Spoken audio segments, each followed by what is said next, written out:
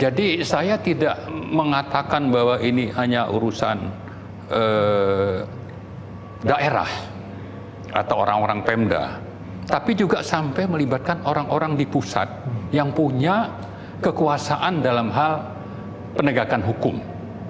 Terutama ada Polri di sana, ada TNI di sana, ada orang partai di sana. Jadi sampai sebegitu besar. Dan kalau kita bicara tambang ilegal ini, sebetulnya ini sudah terjadi waktu masih Pak SBY jadi presiden pun.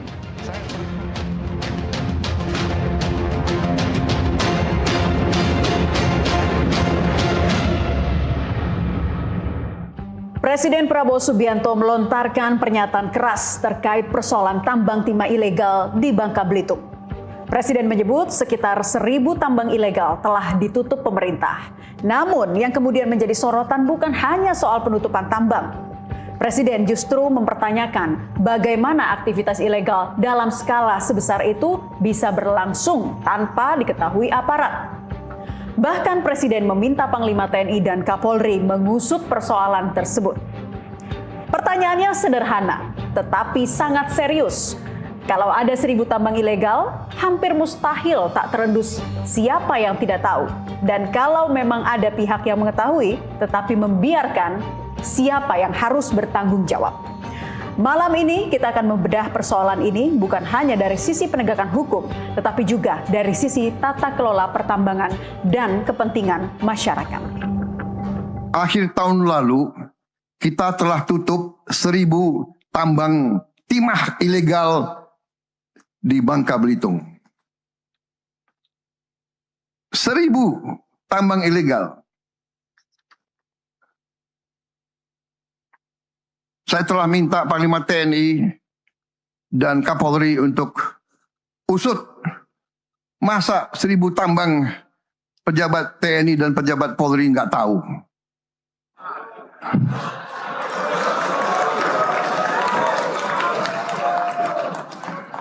Kapolri dan Panglima TNI, ya, usut. Untuk apa negara kasih pangkat, kasih jabatan mereka-mereka kalau nggak bisa tertibkan ini? Saya bicara atas nama rakyat Indonesia. Ini wakil-wakil rakyat semua di sini.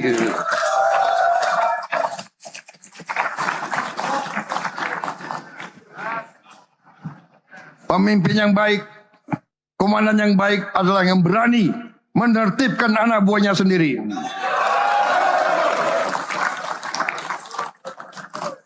Kadang-kadang kita sedih. Anak buah yang kita sayang, yang baru saja kita beri bintang, naikin pangkat, harus kita tindak. Tapi demi rakyat, demi negara, demi bangsa, harus kita lakukan. Kita awali dari Pak Ito. Pernyataan yang disampaikan Presiden Prabowo sekaligus gesturnya yang begitu meyakinkan yang melempar soal tambang ilegal. Ada 1.000 tambang ilegal, aparat TNI, Polri, masa nggak tahu. Nah, dari perspektif hukumnya, seberapa masuk akal sih Pak Ito aktivitas pertambangan sebanyak itu tidak terdeteksi oleh aparat? Ya, pertama tentunya saya memahami ya Mbak ya, kegusaran Bapak Presiden. Saya kira itu juga merupakan beliau juga kan sangat mengetahui tentang betapa Indonesia ini kaya dengan aneka tambang yang dimiliki, tapi masih banyak sekali pelanggaran-pelanggaran yang dilakukan oleh para penambang yang ilegal. Saya kebetulan punya pengalaman tahun 2003 Mbak itu sebagai wakil satuan tugas penambangan tanpa izin. Waktu itu ketuanya Brigjen TNI Pak Slamet Singgi. Saya mengalami selama hampir 2 tahun melakukan operasi dan waktu itu sangat-sangat efektif. Kenapa? Karena masalahnya belum sekrusial sekarang. Jadi saya melihat di sini akar masalahnya harus dilihat bahwa satu, kalau dikatakan dari Polri dan TNI tidak mengetahui, saya kira itu juga enggak juga, mereka tahu kok.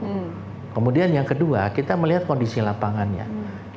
Rata-rata penambang ilegal itu, Mbak, itu adalah masyarakat tempatan yang memang tingkat kesejahteraan sosialnya mereka itu jauh dari memadai. Selain itu di sana juga tentunya petugas kepolisian dari Polsek, Dekoramil, Polres, Kodim itu juga memang Ya, meskipun ini tidak bisa menjadi alasan, tapi mereka juga dari segi kesejahteraan maupun operasionalnya itu dana operasionalnya sangat terbatas. Dan jangan lupa bahwa tambang itu kan dimiliki oleh pemerintah daerah. Kewenangan pemerintah daerah disinilah yang memberikan izin, kementerian terkait dari pusat, itu yang membuat ini menjadi ilegal. Ya, sehingga waktu itu kan pernah ya di saat Presiden Jokowi itu mencanangkan akan melegalkan beberapa tambang ilegal supaya mereka resmi sehingga hasilnya bisa masuk untuk keuangan negara. Tapi kan itu sampai sekarang belum berhasil. Jadi kalau ini berjalan terus seperti disampaikan oleh Pak Presiden, saya kira lebih dari 1.000, Mbak.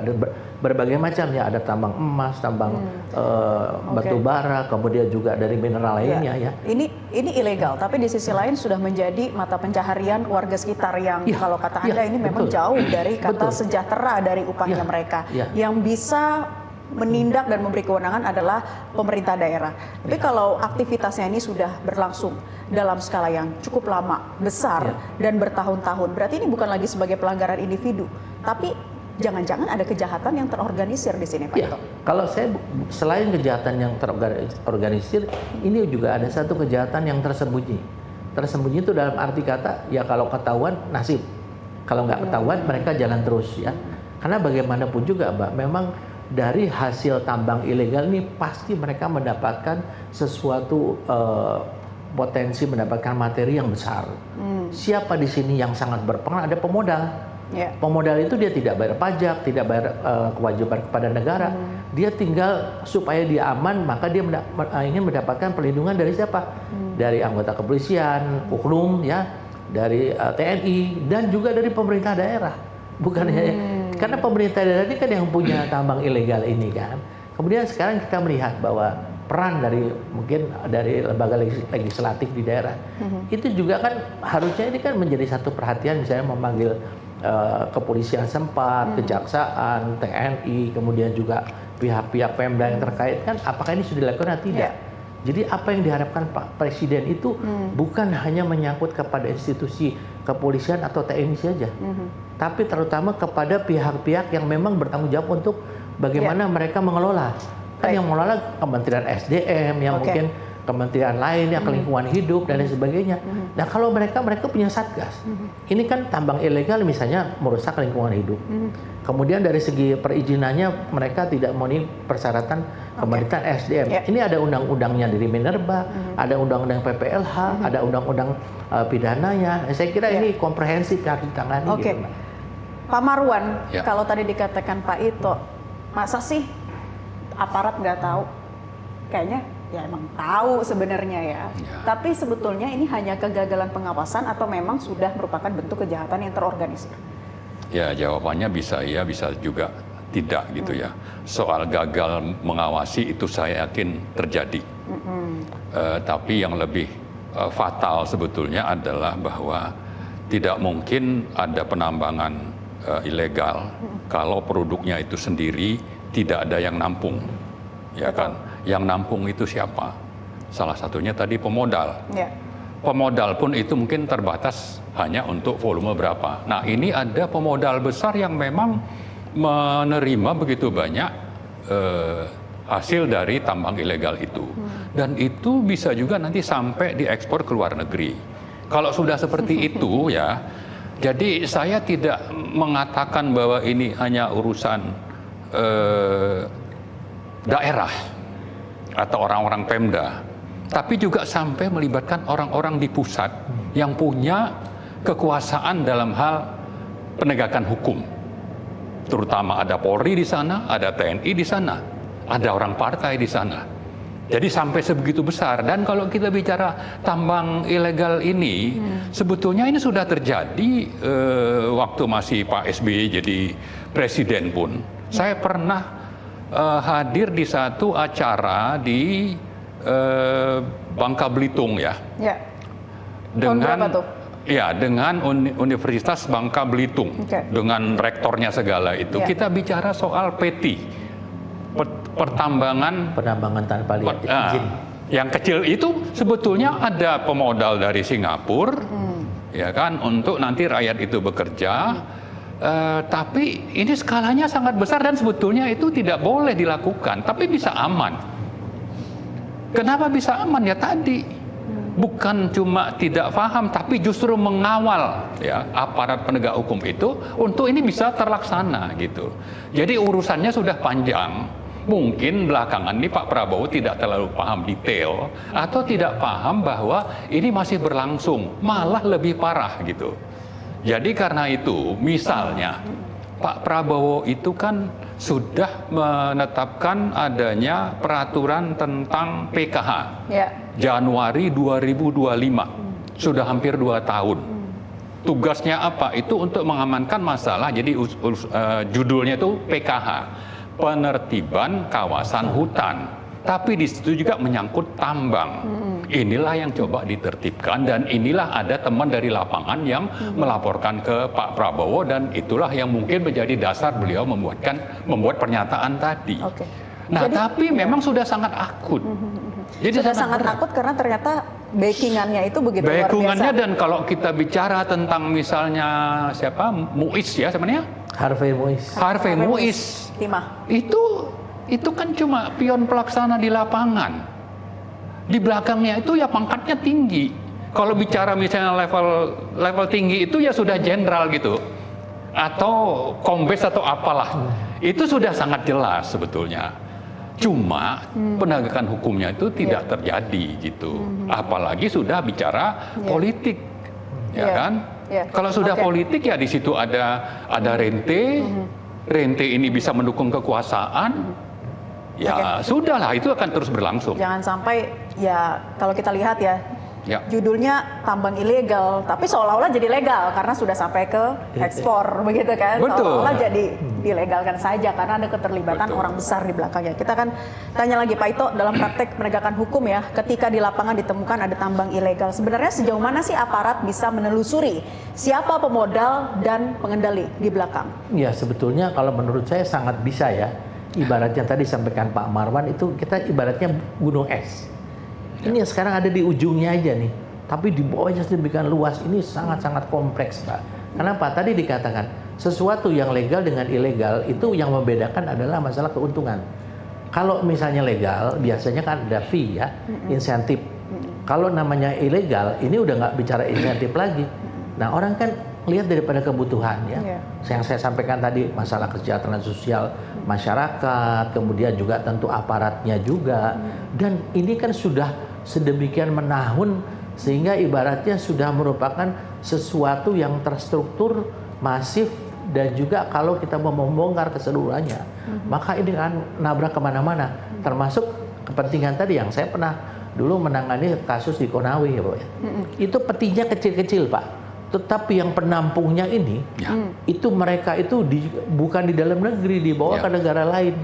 Sampai bahkan melibatkan seorang menteri. Ya mohon maaf, akhirnya kena KPK kan Pak ya. Kita tahu semua lah. Ya, karena beliau itu memang dari hasil penelusuran kita secara di lapangan waktu itu Pak, itu ujung-ujungnya ke sana. Kita tahu semua Pak. Yang akan kita hadapi satu adalah masalah permasalahan hukum. Di sini adalah kepastian hukum sangat ditentukan dengan bagaimana kerasnya peraturan itu dapat ditegakkan. Menangani permasalahan penambangan ilegal ini bukan hanya polisi saja, Pak. Polisi ini sesuai dengan kewenangannya crime justice system, dia hanya menyidik. Dia nanti akan naik lagi pihak kejaksaan, kejaksaan pihak pengadilan. Kita punya segudang informasi, kita punya segudang bukti, tapi pada saatnya diputuskan hanya sebagian dari bukti itu. Nah itu kelemahan di lapangan. Iya, itu kelemahan dalam penegakan hukum. Jadi kalau yang tadi disampaikan kegusaran Bapak Presiden, saya kira ini harus betul-betul ada sesuatu istilahnya political will yang disampaikan Pak Marwan. Kan ini juga banyak untuk kepentingan politik nih, Mbak ya. Ada yang pengen jadi apa, mungkin kepala daerah, ada yang jadi anggota legislatif gitu. Kalau katakanlah memang sudah sebesar itu, pengusutannya juga harus ditelusuri lebih jauh siapa pemodalnya, siapa backing di baliknya. Dengan tambang yang begitu besar, 1000 ilegal, butuh nggak sih semacam satuan penanganan khusus misalnya, agar kemudian ya ini backing-backingnya ini juga bisa ditelusuri sampai sana, Pak? Tadi kan disampaikan Pak Marwan, kita punya Satgas PKH, luar biasa loh. Pak Menteri Pertahanan sebagai ketua, wakilnya Pak Jampitsus mantan ya. Tapi ternyata sekarang meskipun masih berjalan bermasalah, Polri ini sudah, saya kebetulan juga di Ketua Penasihat Ahli Polri kan mendapatkan informasi daripada teman-teman penyidik. Bagaimana kita mengusut sampai kita mendapatkan yang emas sekian kilo, kemudian juga uang mata uang asing. Pertanyaannya kan dari mana? Saya ini sebagai orang yang diberi kewajiban, kewenangan, kekuasaan untuk menegakkan hukum. Tetapi kalau di dalam mental saya itu kebetulan saya ingin memanfaatkan juga, wah ini luar biasa. Jadi dengan kekuasaan itu Pak, saya bisa membuat bagaimana masalah yang ilegal ini menjadi legal. Oke, Pak Marwan, dari perspektif IRES sendiri, kalau memang ada ekosistem, siapa aja sih yang berada di dalamnya? Ya, saya kira yang jelas yang paling tinggi. Siapa penguasa tertinggi di Indonesia? Lalu turun ke bawah, lalu partai, lalu pemodal. Maka konspirasi mereka ini kan kita kenal istilah state corporate crimes. Pelakunya itu ya mereka-mereka itu. Kalau kita bicara tambang ilegal urusan rakyat, tambang-tambang rakyat ilegal, itu kita bicara jumlah yang sangat kecil lah. Tapi kalau untuk yang level tadi, state corporate crimes ini, pelakunya itu udah jauh lebih besar itu ukuran duitnya. Misalnya kita ingat 2022 terungkap ada ekspor penyeludupan 5,3 juta ton. Itu sangat besar itu ke Cina. Bisa lolos tidak terdaftar, entah pelabuhan mana yang dipakai, lalu HS code-nya juga sudah dimanipulasi, dan itu tidak mungkin melibatkan orang-orang kayak rakyat di bawah itu. Itu justru yang paling atas juga tahu, tapi konon kan ada keterlibatan oknum-oknum pejabat tinggi polisi, tapi kan tidak pernah sampai ini tuntas gitu. Alurnya seperti ini bukan Pak Marwan? Ada penambang, pengepul, pengangkut, smelter, eksportir, pembeli. Apakah selama ini pemerintah terlalu fokus pada penambang di lapangan yang belum cukup mengejar aktor di belakangnya? Saya tidak melihat keseriusan, justru mencari-cari celah untuk bagaimana ini terus bisa berlangsung, terutama juga untuk yang level besar.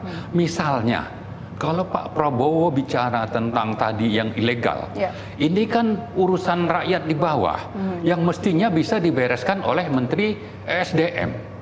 Kita tidak pernah dengar dia bicara itu. Yang dilakukan oleh Menteri Bahlil saat ini adalah, dan itu sudah merugikan rakyat, waktu terjadi blackout kira-kira sebulan yang lalu, mati listrik, terutama di Jawa. Akibat apa? Akibat kebijakan Bahlil yang menyengaja merubah aturan penyerahan RKAB namanya. Jadi setiap perusahaan tambang itu ingin menambang supaya dapat pelaksanaan di lapangan itu perlu lapor dulu, minta izin ke Kementerian SDM. Ya, nah itu dulu waktunya 3 tahun, dirubah menjadi 1 tahun. Lalu dibuat jumlah yang boleh diproduksi itu diturunin. Untuk apa? Untuk terjadi negosiasi.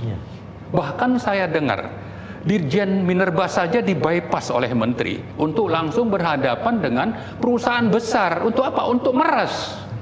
Gitu. Jadi maksud saya kalau kita bicara tambang ilegal ini sesuatu yang harusnya Bahlil, tidak perlu sampai presiden. Tapi kalau Bahlil atau menteri SDM-nya seperti itu, kita dapat mengharap apa gitu. Gitu. Jadi ini melibatkan rantai besar, intinya begitu. Rantai besar dan harus ditelusuri sampai dengan pucuk pimpinan tertinggi.